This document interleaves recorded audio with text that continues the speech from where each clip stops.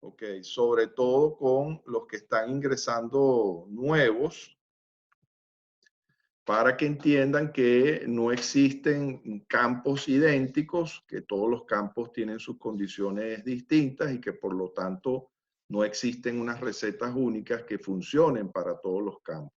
Y que cada superintendente debe elaborar en base a sus condiciones en general, posibilidades, expectativas y experiencia, su propio programa de mantenimiento. Lo que sí debe tener claro el superintendente es cuáles son los rangos de esas variables a nivel mundial y tratar en la medida de lo posible mantenerse dentro de esos rangos. A raíz de la discusión de ayer, se me ocurrió hacer esta diapositiva en donde se muestra que los distintos campos de golf de Venezuela son como planetas distintos, cada uno con sus características de suelo, de clima, de presupuestos, de disponibilidad de maquinaria, inclusive hasta los socios varían de un club o de un campo a otro. Y el superintendente debe tener claro cuál es ese mundo donde él está, cuáles son sus condiciones, sus características y en base a eso entonces elaborar su programa de mantenimiento. Habiendo dicho eso, vamos a hablar sobre los principales objetivos de la charla. Y el primer objetivo es mostrar un enfoque distinto del manejo del césped en canchas de golf en base a criterios cuantificables. Y número dos, presentar una herramienta de trabajo que permita evaluar y monitorear en el tiempo la gestión del superintendente en base a criterios cuantificables y no en base a criterios empíricos y subjetivos como se ha hecho hasta el momento. Vamos a tratar de recordar siempre en todas las charlas cuál es la función principal del superintendente y es la de producir excelentes superficies de juego acorde con los requerimientos exigidos por cada deporte. Vamos a recorrer rápidamente para los que no estuvieron en la charla del martes cuáles son las exigencias de los golfistas y cómo las podemos cuantificar y mantener dentro de ciertos rangos. Hablábamos que los golfistas exigían primero que todo velocidad apropiada, una alta uniformidad de superficie, a su vez una uniformidad entre las condiciones de los distintos greens, consistencia de condiciones entre greens, una superficie firme y un verdor aceptable. En esa charla comentamos que las mediciones se hacían principalmente con el Sting Meter y que según los estudios que había a nivel mundial, una velocidad entre 9 y 10 pies satisfacía la mayoría de las exigencias de los golfistas y que cualquier otra velocidad se debía generar acorde con las potencialidades y posibilidades que tenga cada superintendente en su campo. En cuanto a la uniformidad, hablamos de la prueba del Holding Out, que con las iniciales HOT, que haciendo esa prueba, lanzando pelotas desde cierta distancia, se estimaba pues que entre 8 y 10 pelotas deberían caer dentro del hoyo. Hablamos de que la diferencia de esas variables no debería ser superior al 5% entre todos los greens. Hablamos de que habían instrumentos que nos permitían, un momento, ajá. Hablábamos de instrumentos que nos permitían medir o cuantificar cuál era la firmeza de la superficie y se establecían estos rangos para el True Firm. Hablamos también de la importancia de medir la humedad en el suelo, no solamente para gestionar la labor de riego, sino que a mayor humedad, normalmente la firmeza del green es menor y a mayor humedad la velocidad por lo general tiende a ser menor. Y hablábamos de la última variable de calidad que era el verdor de la grama, entendiendo pues que el golf, la experiencia del golf se percibe por la vista y en la medida en que esté más verde, la sensación de bienestar es mayor. comentamos que habían unas herramientas, unas aplicaciones que se descargaban en el celular y más o menos con una foto te decían en qué índice de color estabas y qué valores por encima de 6 eran aceptables. Además de eso, hablamos de que todos los golfistas exigían esas condiciones óptimas lo más posible a lo largo del año. Vamos a ver ahora rápidamente las exigencias de la grama. Como organismo vivo, habíamos hablado de que requería de luz solar, dióxido de carbono, macronutrimentos, oxígeno, agua, y que si no se le suministraban estas condiciones, ella se iba a deteriorar y no nos iba a producir las condiciones que le exigimos. Todo eso se lleva a cabo en este sistema Green. Y bueno, habiendo hecho ese resumen, para estar más claro con los que no asistieron a la charla del martes, vamos a comenzar por hablar cuáles son los factores que afectan la calidad de la superficie, pero haciendo un enfoque más hacia arriba, tratando de ver en líneas generales otros factores que no estén relacionados solamente con el perfil. ¿Ok? Tenemos entonces los factores relacionados con la calidad de construcción, los factores relacionados con el clima, los factores relacionados con el programa de mantenimiento y los factores relacionados con el uso adecuado de las superficies. Todos estos factores interactúan entre sí para proporcionar las condiciones de juego. Hablamos de esta diapositiva también, que se decía que el perfil del green estaba construido para proporcionar todas estas condiciones y que en la medida en que él tuviera esa capacidad de generar o producir esas condiciones, era un perfil que iba a tener un buen desempeño. Ahora bien, si yo estoy trabajando en un club donde desde hace mucho tiempo vengo haciendo ajustes en el programa de mantenimiento, cambiando las alturas, cambiando el programa de fertilización, de aplicación, y no logro bajo ninguna circunstancia obtener las condiciones de juego, entonces yo debería estar pensando en hacer una reconstrucción para tratar de volver a producir todas estas condiciones y obtener la superficie de juego deseada. Luego vienen los factores climatológicos, que como vimos, el factor que más influye en el crecimiento de la grama es la temperatura. Y para determinar cómo ese factor influye sobre ese crecimiento, existe una herramienta bastante útil que se llama potencial de crecimiento. Esta es una herramienta que ya la está utilizando la USGA y la está utilizando la Asociación de Superintendentes de Estados Unidos, que nos permite, en base a las temperaturas medias mensuales, tener una estimación de cuál va a ser el crecimiento de la grama para esa localidad en específico. Y no solamente eso, sino que además nos sirve, como vimos ayer, para estimar las cantidades de arenado y también se utiliza para estimar las cantidades de fertilizantes que se deben aplicar. Yo les hago un llamado, por favor, a que entren en esa página, Pace Turf, y busquen esta herramienta porque ya es una herramienta que está siendo aceptada y manejada por muchos superintendentes a nivel mundial. De modo pues que la temperatura es uno de los factores climatológicos que tiene mayor efecto sobre las condiciones del clima. Y es tan así que hay localidades, como es el caso de Japón, en donde muchos de los campos son diseñados y construidos con 2 greens. Cada hoyo tiene 2 greens. Un green se siembra con grama de clima cálido y un green se siembra con grama de clima frío. Y la bandera se va cambiando dependiendo de la época del año. Hay otros países en donde se hace el overseeding, que no es más que sembrar una grama de clima frío sobre una grama de clima cálido cuando las temperaturas descienden exageradamente, o en su defecto, algunos campos de golf pintan la grama en latencia. ¿Ok? Hay los factores relacionados con el programa de mantenimiento, que son todas aquellas prácticas que nosotros hacemos para tratar de obtener esas condiciones óptimas en la superficie.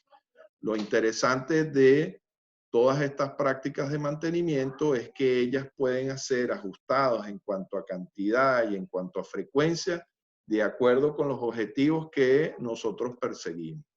Dentro de los programas de mantenimiento, como lo mencionó mi colega Jan Puesme, existen las prácticas de mantenimiento primarias como corte, riego y fertilización.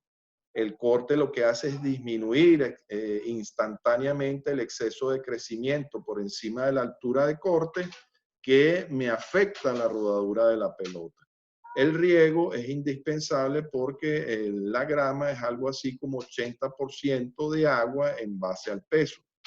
Y la fertilización, que tiene una gran influencia sobre la velocidad de crecimiento, sobre todo la fertilización nitrogenada, que es un factor de aceleración de ese crecimiento y de manejo de ese crecimiento. Luego tenemos las prácticas de mantenimiento complementarias, como son la aireación, arenado, corte vertical, roleado, etcétera. Pero entre ellas hay una que es el uso de los reguladores de crecimiento, que viene siendo un factor de desaceleración del crecimiento de la grama. Hay los factores relacionados con el uso apropiado de las superficies. Las superficies deben ser utilizadas con criterio, ya que el uso inapropiado y excesivo de las mismas, pues me le causan deterioro. Si vemos aquí esta diapositiva fue de un torneo que se hizo en Barquisimeto, y por cuestiones de logística que siempre suceden, se nos olvidó cambiar o rotar las banderas dentro del putting green, y una vez que terminó el torneo, ustedes pueden apreciar aquí cómo el deterioro es significativo. De modo pues que debemos hacer un uso adecuado de esas áreas, haciendo una rotación ya sea de la posición de las banderas o de las marcas de los tees. Además de esos 4 factores relacionados con construcción, clima, programa de mantenimiento y uso, debemos tener claro que el perfil, en la medida en que va pasando el tiempo, va sufriendo una evolución dentro de la cual él va perdiendo la capacidad de proporcionar a la grama con las proporciones de agua, aire y minerales que hemos visto y mencionado ya varias veces. A través de este proceso de generación de materia orgánica, que por lo general afecta todos los parámetros que vimos en las presentaciones anteriores. Esa acumulación de materia orgánica, en pocas palabras, lo que produce es un ahogo, una asfixia de las raíces como consecuencia de la disminución de la macroporosidad y aumento de la retención de humedad. En pocas palabras, la grama vive en unas condiciones de constante ahogo o asfixia. Y esa acumulación de materia orgánica disminuye la firmeza, disminuye la velocidad y afecta también la uniformidad de superficie. Ahora, ¿cómo podemos lograr nosotros el green perfecto con las condiciones óptimas durante todo el año?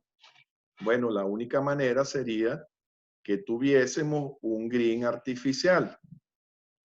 ¿Cuál es la ventaja que ofrece el green artificial? Bueno, que esas condiciones no varían o varían muy poco a lo largo del año, ya que ella no crece, no hay que cortarla, no hay que fertilizarla, no hay que fumigarla. Pero en líneas generales, su ventaja es que no hay crecimiento de sus hojas que puedan afectar la rodadura de las pelotas. Pero la sensación de jugar sobre grama natural no tiene comparación. Uno puede jugar en un campo de grama artificial, pero realmente yo no sé si ustedes opinan lo mismo, pero no es la misma sensación de bienestar, de naturaleza, etc. ¿Ok? Ahora, ¿qué pasaría si a través del programa de mantenimiento lográramos establecer una velocidad de crecimiento lo más baja posible, adecuada para cumplir con las exigencias de la grama y de los golfistas? ¿Qué pasaría? Los productores del campo en su mayoría miden sus productos, los pesan. Los agricultores pesan sus cosechas, los ganaderos pesan su ganado para saber su rendimiento. Si nosotros o si el superintendente fuese un agricultor, su producto serían las hojas cortadas. Es lo que estamos generando producto de toda esa actividad. Ahora, pesar o estimar el volumen de esas hojas es algo muy sencillo, muy fácil. Basta con tener un tobo calibrado con unidades de volumen y en vez de vaciar la cesta en el monte o en el carrito, la vaciamos aquí, la sentamos a través de unos golpes y tomamos nota de qué volumen ocupó esa cantidad de hojas. Entonces, ¿por qué no medirla? Y esa medición o esa cantidad de volumen, ¿por qué no correlacionarla con la velocidad a la cual está creciendo la grama? Es decir, en la medida en que yo tenga un volumen mayor de hojas cortadas, en esa medida el crecimiento de la grama va a ser mayor.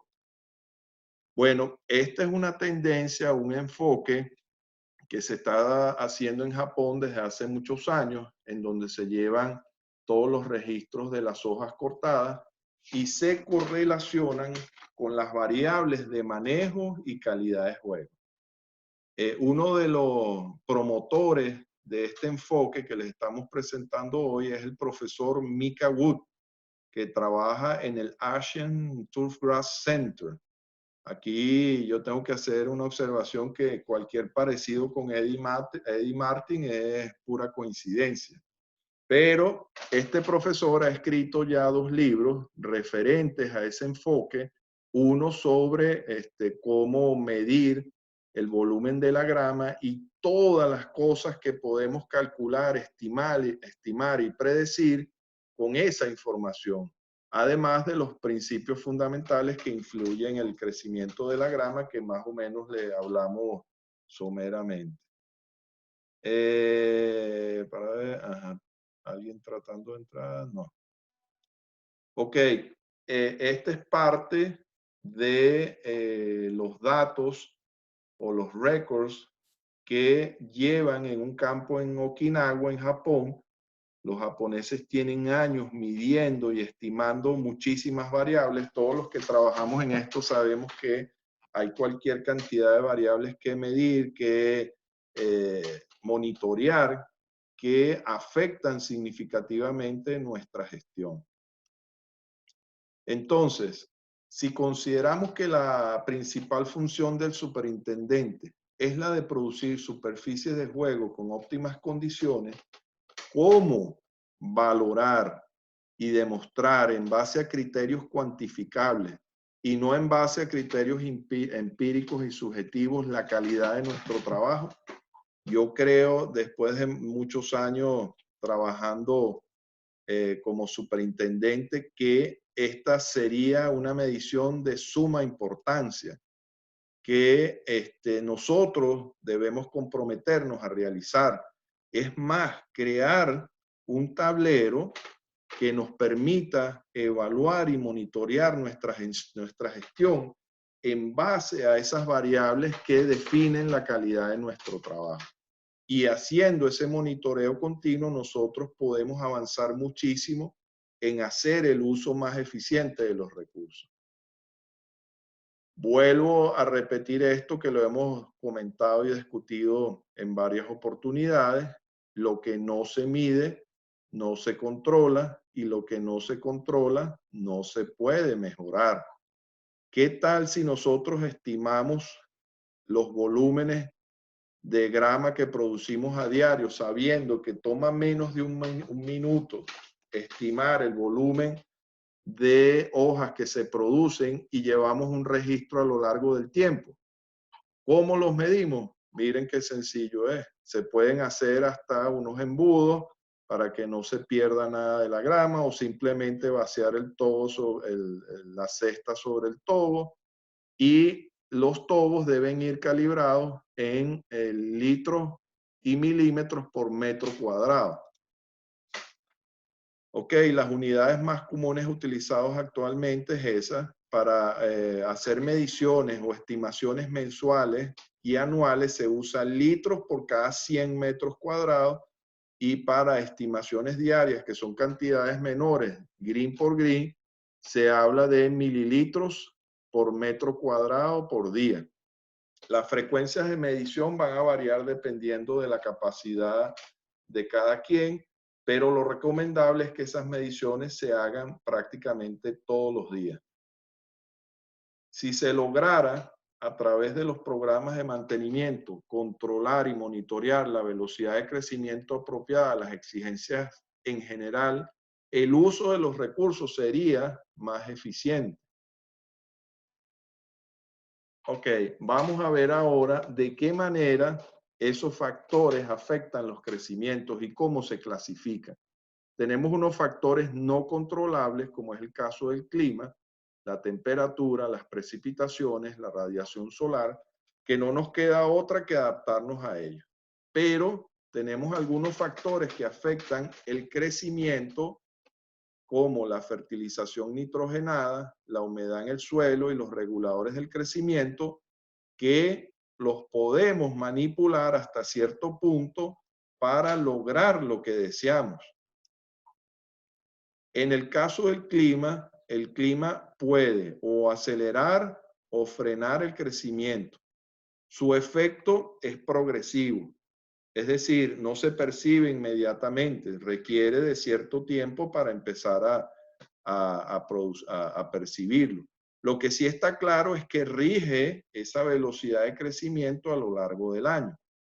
Por el otro lado, tenemos los reguladores de crecimiento que inhiben la producción de gibberelina, por lo tanto, disminuyen la elongación de las hojas Su efecto puede ser notado entre 3 a 6 días después de su aplicación, y ese efecto se puede mantener a lo largo del tiempo haciendo aplicaciones sucesivas. Luego tenemos la fertilización nitrogenada, que por lo general acelera la velocidad de crecimiento y normalmente su efecto se puede ver a los 3 días.